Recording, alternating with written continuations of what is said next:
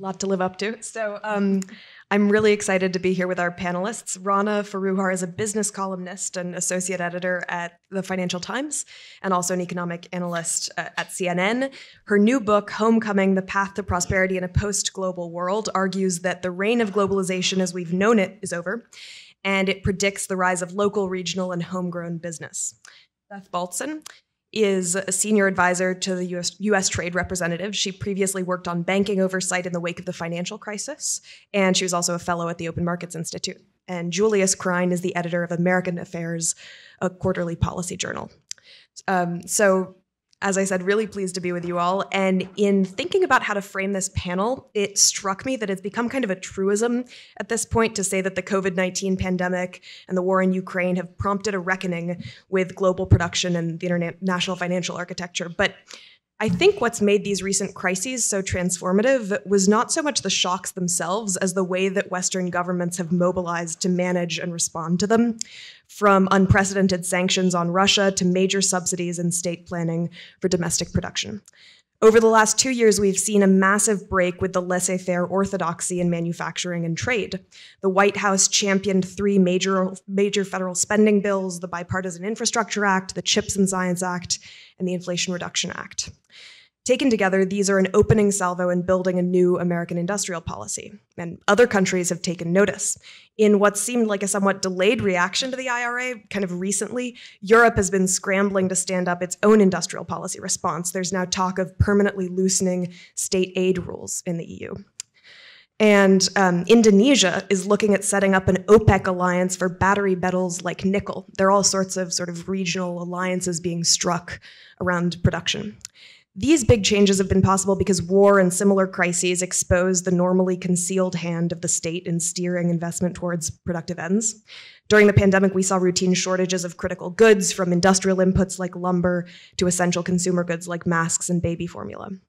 Rana's new book, Homecoming, shows that by solving for efficiency, neoliberal free trade devastated the resiliency of global production. Today, our supply chains are vulnerable not only to natural disasters and exogenous shocks, but also to manipulation and throttling by bad actors.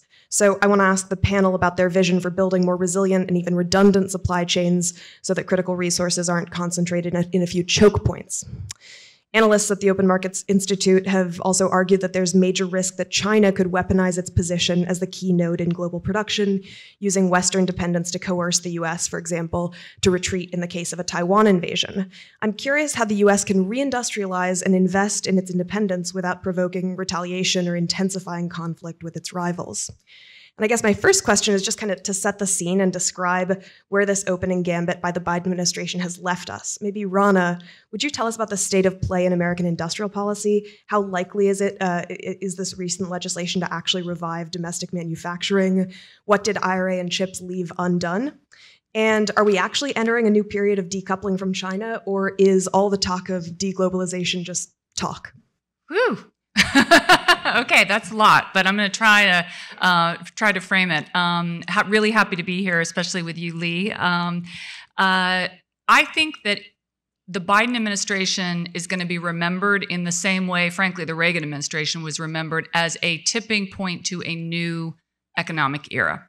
So if you think about, the 80s onward, you saw the Reagan-Thatcher revolution, releasing of animal spirits, deregulation, financial, then later during the Clinton administration, Obama administration in the trade sector.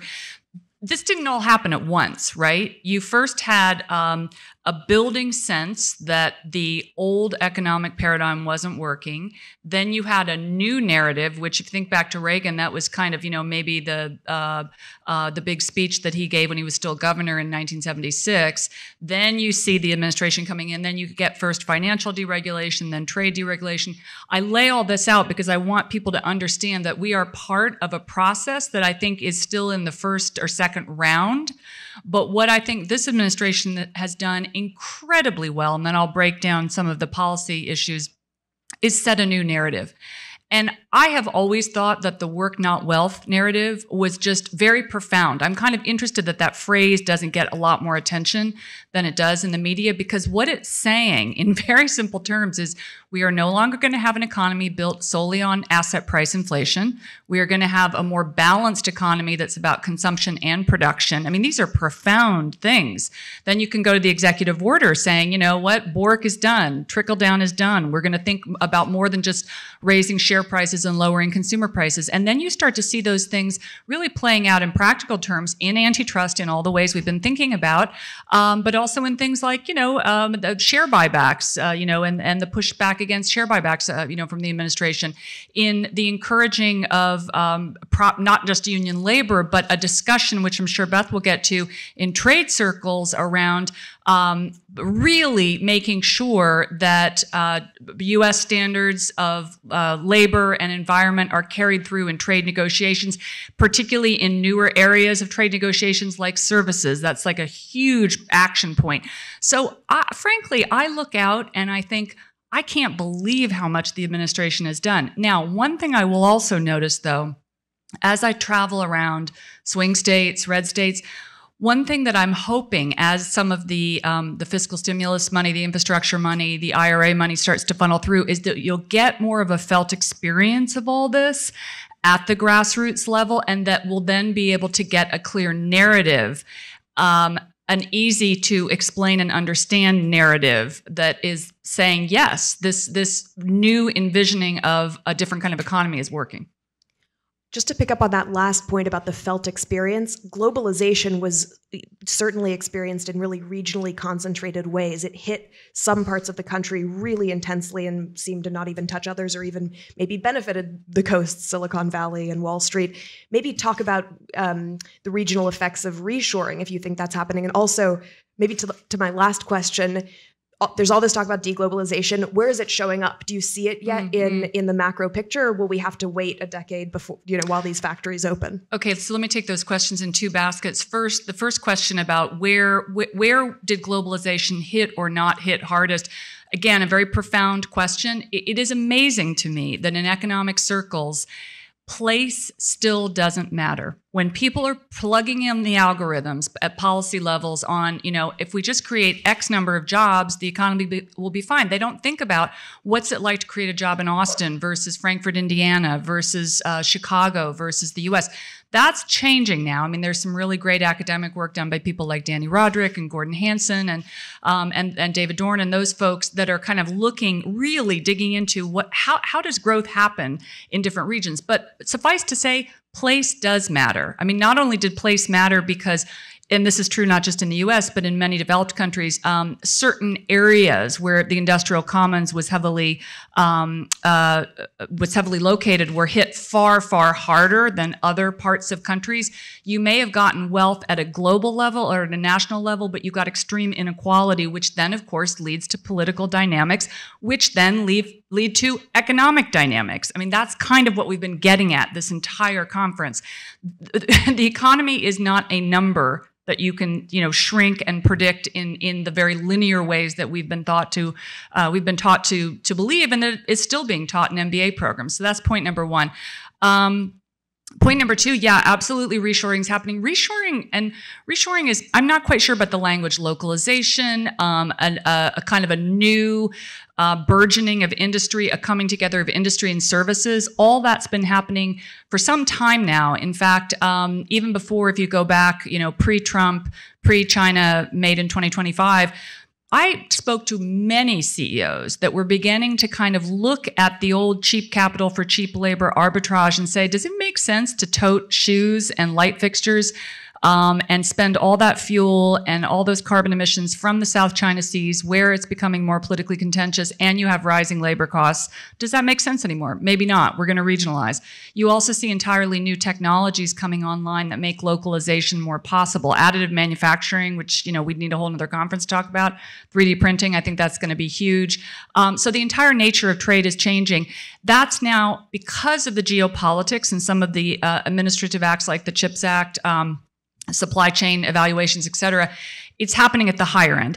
And it should, because did anybody ever think having 92% of all high-end semiconductors in one very geopolitically contentious island was a good idea for anybody? I don't think so.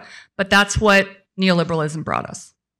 Great, thank you. I want to bring in Beth, whose work I think has recognized for a long time that the world isn't flat; it's pretty bumpy, and ask you to frame a little bit what the new kind of trade approach is. I mean, the kind of neoliberal trade orthodoxy has ruled Washington for 30 years, and even when people would sort of privately scoff at the WTO or organizations that were kind of institutionally hamstrung, I think ideology matters, and this kind of holy faith in free trade mattered while it prevailed. It shaped thinking. So I guess, yeah, my question is, what's the new consensus in the Biden administration on trade? Is free trade dead? And if so, what replaces it? Thank you so much, and it's great to be here. I always start by recalling what the original vision for the multilateral trading system was in the 40s, because it didn't come to pass. It was reflected in the International Trade Organization Charter, but it had enforceable labor rules. It had a whole chapter on restrictive business practices, anti-monopoly rules. It was very reflective of the people who constructed it, which were New Dealers. So that was the original vision. It wasn't supposed to be a laissez-faire model. It wasn't supposed to be a neoliberal model. It was supposed to be a vision of the economy that I think we're starting to talk about again today. So what is new is actually a little bit old. And I think one of the things that's important to talk about, free trade ideology, autarky, let's just talk about what we want to incentivize and how we're going to do that. Do we want labor rights to be suppressed, leading to the kinds of inequality that you've talked about? Do we want destruction of the planet? If we don't want those things, then we need to think about trade rules that are going to deliver a better model for us. And so in the Biden administration, we're very focused on pursuing agreements with resilience in mind that promote labor rights, that promote environmental responsibility. That's fascinating. Although, when you say what we want to incentivize, I guess what strikes me is that for all its flaws and for all of the hypocrisy and how it was implemented, free trade is at least kind of superficially a universal ideology. You can say everyone should do free trade, and then you can maybe unevenly implement that. But is there kind of a governing set of norms around whatever succeeds free trade? I mean, I mentioned at the beginning that Indonesia's and a number of battery metals producers are talking about creating some kind of regional trade coalition that potentially, drives up costs for the U.S. and for importers of battery metals. So are there concerns you have about a world of more kind of regionalized trade blocs, or could you talk about some of the trade-offs there? I guess I would start by saying I'm not sure we actually had free trade. If you take a look at the WTO tariff schedules of members, you see a lot of tariffs there. So I think we think that we had a free trade system, but we actually didn't. And there are a lot of governments that have had very active managed trade. Rana, I appreciated your remark earlier about Made in China 2025, because that certainly surfaced the conversation in a lot of ways. And so that's why I think we're looking at this as a problem-solving challenge as opposed to what ideology do we want to replace it with. And I won't dissemble. If you want to unwind or overcome an entire paradigm and 40 years of doing things a certain way, it's going to take some time to do that, and it's going to take some time to figure out what we want to do. This also isn't going to be something where the U.S. figures it out and then tells everyone else.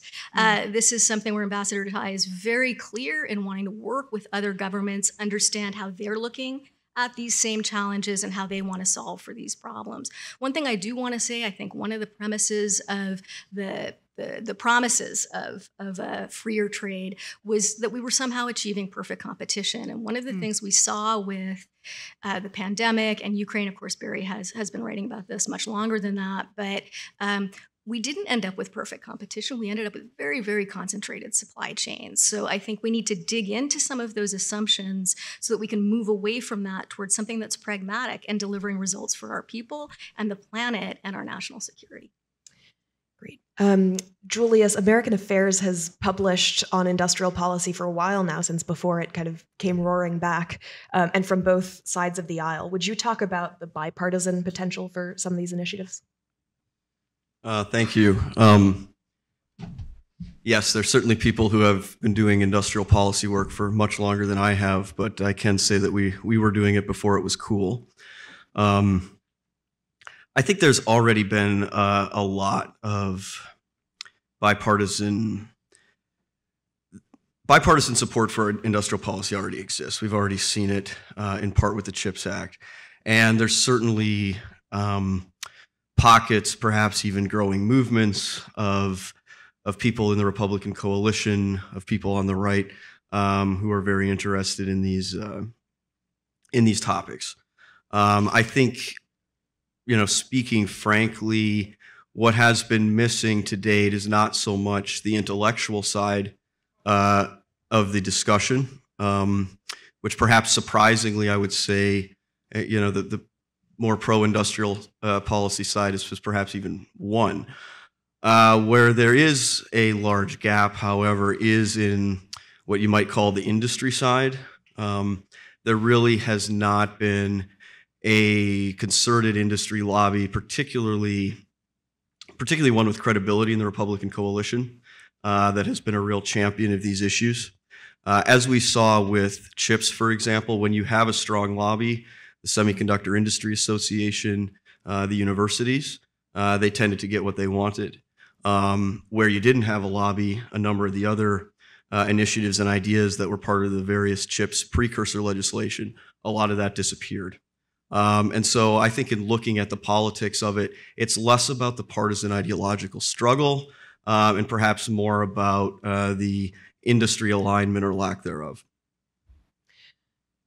That's really helpful, and I want to get in a second to how you actually stand up coalitions for mid-sized manufacturers that don't exist yet, interest groups that don't yet exist, how you create them. But just on the bipartisanship point, I mean, I don't know, I'm kind of two minds about this. On one hand, you see like Ro Khanna, the fairly progressive representative from California, teaming up with Marco Rubio. Actually, it's Marco Rubio in a lot of cases, but on reviving industrial manufacturing with a recent bill.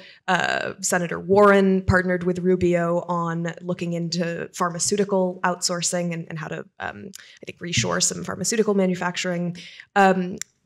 Exciting, but this is still the Republican Party that cut changes to cut the increased budget for the IRS as soon as it retook the House. And I have trouble thinking about this GOP as a supporter for increased state capacity. You mentioned chips as a counterexample to that, but isn't it a little early to think that industrial policy is a point of real consensus between Republicans and Democrats? Sure. But I think to some extent that's not really the helpful question. Everybody knows what the Republican Party is. The question is sort of where is it going, if anywhere? I don't have quite the answer to that one, but to the extent there's anything that can be done on a bipartisan basis, it tends to be in the area of industrial policy or adjacent issues. And one of the things that the House has done is also set up this select committee on China issues. And I don't know exactly what they're going to do, but one of the things that they will look at is some of the supply chain issues and the economic and technological competition issues.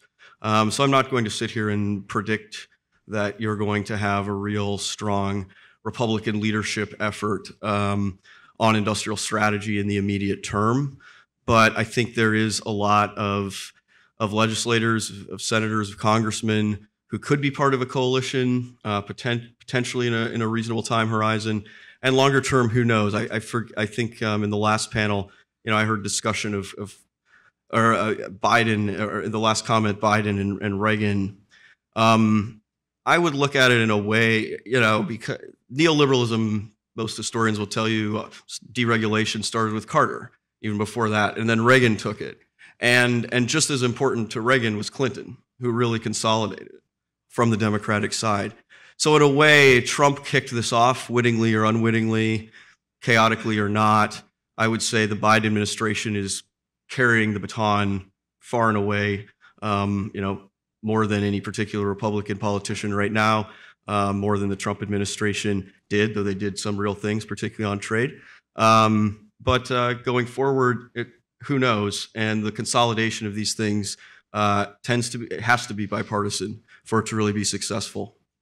Can I jump in on this one, Lee? Because I actually see a big area for conservatives to jump on this bandwagon, and it's because industrial strategy, policy, whatever word you want to use, to me, it's not just about money. In some cases, it's not even primarily about money, government money. It's about strategy. We have had zero strategy, and we are the only nation, big player in the global economy that has literally no coordination, not government funding of a given industry, which I think we have to be thoughtful and careful about, because frankly, corporations have a heck of a lot of money on their own balance sheets right now that they need to be investing and incentivized to invest. But when I think about something like what Kana and Ruby are doing, I look at that and I say, this is about having all the cabinet level positions look at everything they're doing in their supply chains and then compare it. Think about how much waste you might find. Think about how many things you could streamline. Think about maybe getting to a point where you had, say, a cabinet level resiliency czar position where, you could say, what? These are 3 areas we know are going to be crucial to the future: chips, rare earth minerals, key pharmaceutical ingredients. Let's quickly make a plan around those so that when we get conflict, between the U.S. and China, we're not left kind of wondering how many supply chains and how many different choke points there are going to be without having a plan. That, to me, it's something certainly progressives like, but it's something I think conservatives would like just as much, if not more. I would also say I really think that these changes in some ways didn't start with the U.S. They started with China. I've been going to China for 25 years now, and every time I've gone, I have thought that we were being willfully blind to the idea that an economy that is large and rich and old and has its own traditions was just going to seamlessly come into the Washington consensus. And I think one thing that the Trump administration, or I should say more particularly Bob Lighthizer, did was pull up the scrim on that. And I do think he deserves credit. Great. One thing on your point regarding that, the sort of strategic priorities and so on. There was an amendment, maybe more than one, introduced by Rubio, and I forget who some of the co-sponsors were, to do some of that stuff. It didn't actually end up making it through in the NDAA, but there are, again, voices looking at that. I was just going to ask Beth to come in because it strikes me that the bills I mentioned up top, the IRA, chips, and infrastructure, are really full of carrots, not sticks. And crafting more of an industrial strategy or more industrial planning, you might call it, will also require a lot of what you've been doing at the USTR.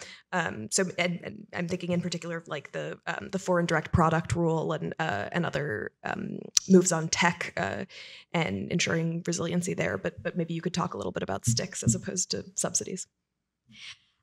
Or maybe coming back to incentives, because I think that might be where the bipartisan consensus will lie. You could describe the version of globalization we had, laissez-faire globalization, neoliberalism, as having an anti-competitiveness rooted into it, where you could engage in labor rights suppression or environmental enforcement suppression in order to turn yourself into the low-cost jurisdiction. That's not really what David Ricardo would think of as a comparative advantage. It really is sort of coming up with an artificial comparative advantage, which partly explains why we ended up with so much concentrated supply chain in geopolitically fraught places. You can see that as we can see industrial policy as helping us to correct for that anti-competitive model that existed for a long time. You can look at it from the labor perspective and the environment perspective. You can also look at it from the national security perspective. And that's where I think you see the nature of the incentives creating space for a really broad array of stakeholders to say, we need to correct for some of the flaws that emerged with the model we had for 40 years. Great. I also want to be sure to talk about competition policy, which is what we're here to talk about today, and maybe areas where competition and antitrust policy can complement industrial policy, especially in, it occurs to me that electronics and defense are 2 big sectors where this will be key.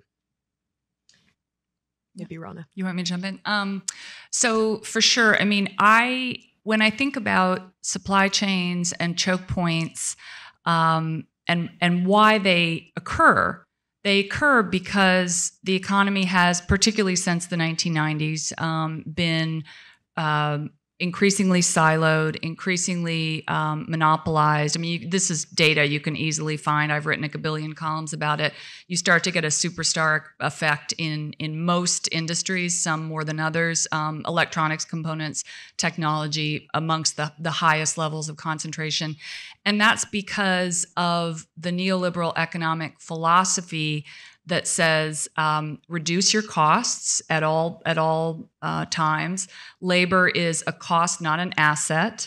You want to basically outsource and move risk, and I put this in quotation marks, off your balance sheets, which generally has meant in the last 40 years outsourcing to the lowest cost labor production place, usually with the lowest environmental standards. But of course, we know now, and this is what the pandemic did, we know that creates risk that actually does have cost, particularly given that all regional economies, not just the US, but the EU, China in its own way, are shifting towards a green transition, towards carbon having some price, towards there needing to be a better balance between production and consumption, which means you have to raise labor and you have to raise wages because, the math in a 70% consumer spending economy, if nobody's gotten a raise for 20 years, the math kind of stops working. So these things are all changing now, but the old pattern was to just go cheap without thinking about risk. And that favored choke points and it favored concentration. And I think one of the things that antitrust can do is start to open up some of those choke points and create, be it in countries doing trading in a particular sector or amongst companies, open up more possibilities. I think one of the more unfortunate things about these policy discussions is we've had very robust discussions around antitrust and competition policy and increasingly robust policy discussions around industrial strategy. But the two discussions rarely overlap, even though the issues intersect. And sometimes people think, or I think there's an impression out there that they only intersect perhaps because industrial strategy is all about creating national champions and it's sort of inherently anti-competitive or something like that. That may be the case, it can be, but I certainly don't think that's an ideal industrial strategy. It's not inevitable, and particularly at this time, I think there are a lot of factors pushing in the opposite direction or really requiring industrial strategy to maybe also encourage competitiveness. For instance, some of you, I suspect, may have seen the chart, I forget who did it, but basically, I don't know, 20, 30, 40 years ago, you had dozens of prime defense contractors, 50, 60, something like that. And they've narrowed down into 5. And now you have this very precarious defense industrial base, all these single source suppliers, all these problems around that. Certainly that's an issue, and the industry concentration has been a contributor to that. And it's something that any industrial policy in that area should want to take into account. Likewise, on pharmaceuticals, there are multiple instances where you had foreign competition essentially supplant all of the domestic producers, particularly on the generic side, and then subsidized foreign competitors, and then after essentially acquiring their own monopoly, raising prices dramatically, often 10x or more.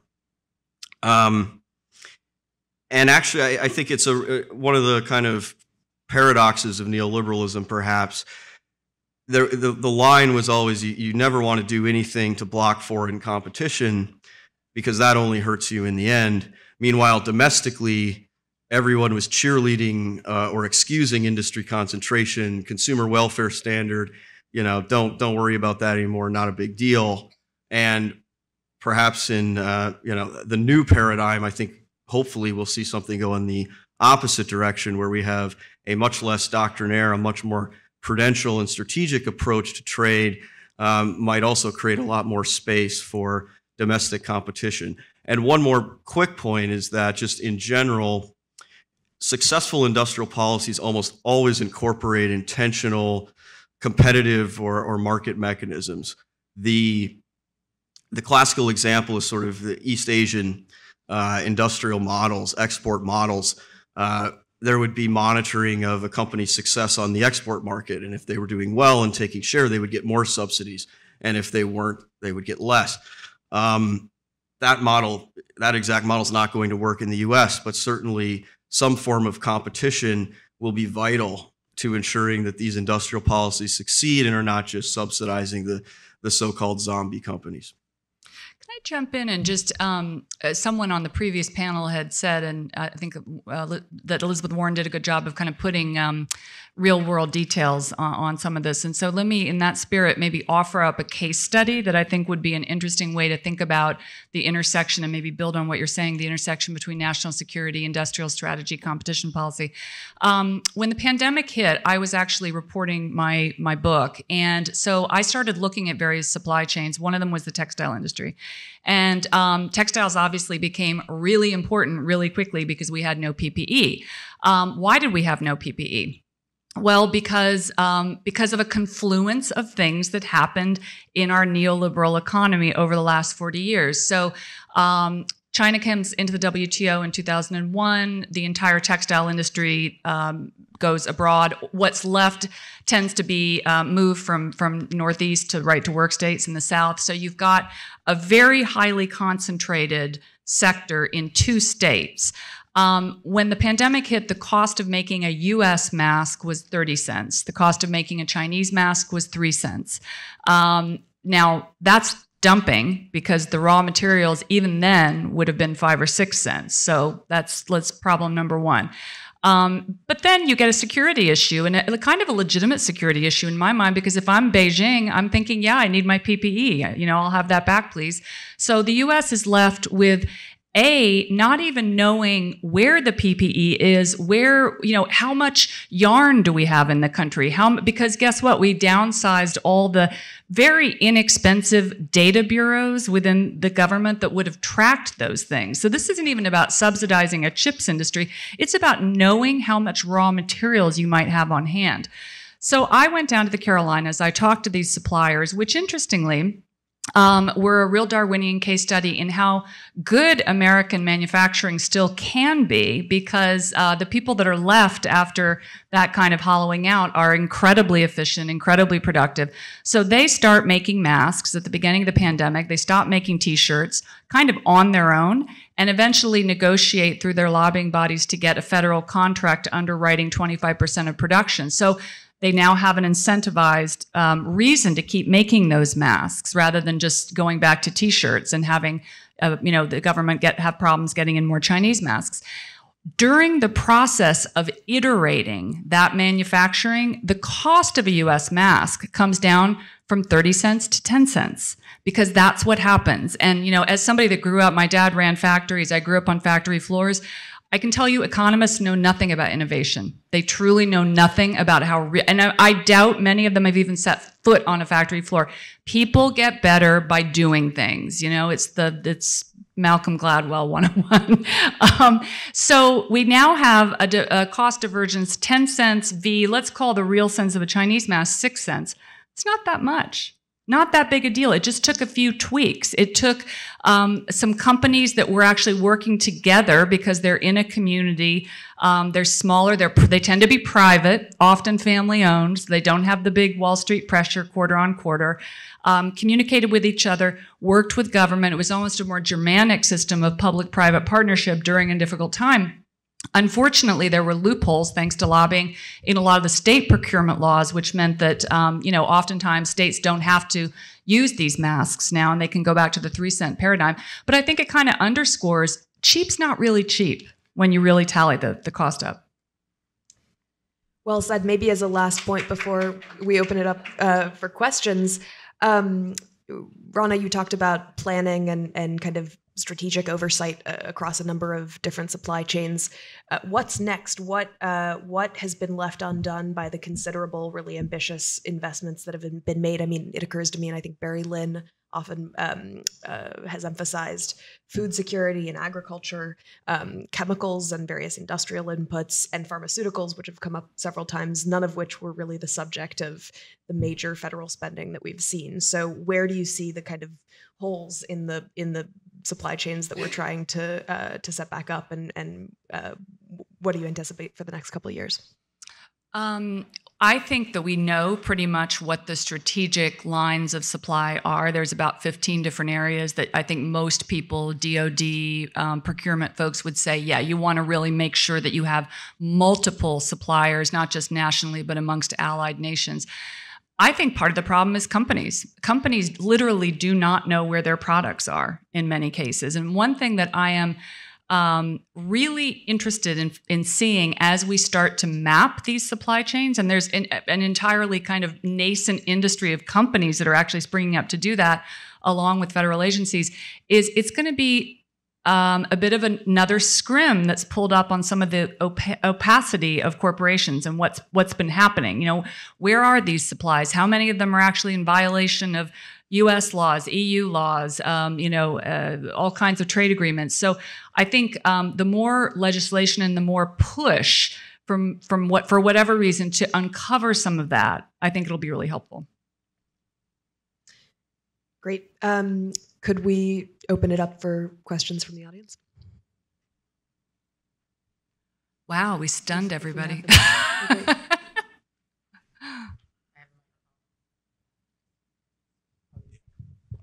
Hi, my name is Carter Doherty with Americans for Financial Reform. I wonder if Mr. Krein and Ms. Baltzan could elaborate on kind of the future you see for the World Trade Organization, which, if you believe the Quinn Slavonian book I'm reading right now, was the apex of neoliberal fantasies. But, you know, it's there now. I myself have made an argument for it could work just with the right rules or something, but what do you think? I'll just say that we actually did last year at the 12th Ministerial Conference come up with a whole set of agreements at the WTO, including the first agreement with sustainability at its core, and that was on fisheries subsidies. So I think that gets lost in the conversation sometimes. There isn't enough recognition about how much work Ambassador Tai has done to try to help the WTO be more relevant to the lived experiences. We haven't talked that much about the lived experiences of people. I'm very moved by a lot of the discussions that have happened today about communities. That's really the goal, is to reorient it, and I think you've seen some achievements in that direction. I'm not a trade lawyer nor a WTO expert in any sense. I don't see much appetite anywhere for sort of bringing back the appellate body in a really strong way or anything like that. I think it's great that we've kind of dealt with that, however, perhaps unintentionally. I would actually look to the future more in terms of things like IPEF, the recently negotiated framework, and see how that gets fleshed out. I think that presents at least the potential for a much healthier model of trade and international cooperation, and I'm sure the WTO will continue to exist, continue to have some roles, but I don't think, and I suppose I'd have to admit, I hope, it's not nearly as important as it has been in the past.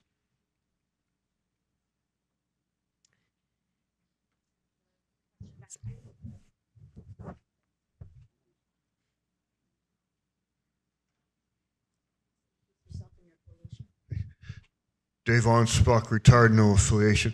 I'm just wondering about what do you think about some of these anti-free trade laws that have been in place? The Jones Act that requires shipping between American water ports to be on American-owned and made ships. The tariffs that have been put in there against Canadian lumber and Chinese solar and things like that. And I want to are you for truly free trade, or do you support these kind of protectionist laws, even if that means increased costs for taxpayers and consumers? especially in the case of the Jones Act for Alaskans, Hawaiians, and Puerto Ricans. Do you think that allowing a free trade, even global free trade, even if it means less protection for American firms, is a good thing for taxpayers and consumers? Do you think that's something you support? Thank you. Right.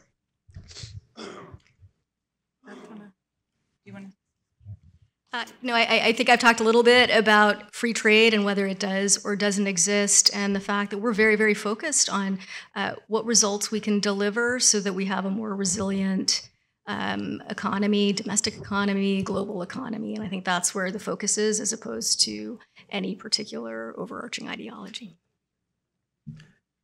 Yeah, I would echo that. I think I certainly wouldn't want to comment on this as a sort of purely ideological binary. Not every protectionist measure is bad. Not everyone is good. They should be approached practically and strategically in each case. What I would like to say, though, on this point is that I think too often in D.C. we tend to, we got the bill passed, the victory's won, and not enough attention is paid to implementation. There are still very serious issues with CHIPS implementation. Still very serious questions on IRA implementation. If these are not executed well, not only will that be bad in the specific cases, but it will be a problem for the larger agenda going forward. And so I don't think we should, I think there needs to be a continued focus on a lot of the implementation issues which are still out there. I'll just finally say I want to reflect back on Beth's comment at the beginning that free trade has never been completely free, or that we've never had it be completely, what some of the neoliberals would say is a perfect market. We haven't brought this up yet, and I know we're out of time, but I want to just give a shout out to Barry, because he's done some writing about the rule of four, which I think is a really great principle. The idea that let's have redundancy. Let's think about in crucial supply chains having 4 suppliers, be it companies, be it countries, amongst allies locally. Just get a little more resiliency and redundancy in the system. Great. Well, I think we're just about out of time, but this has been really fantastic. Thank you all. Great, thanks.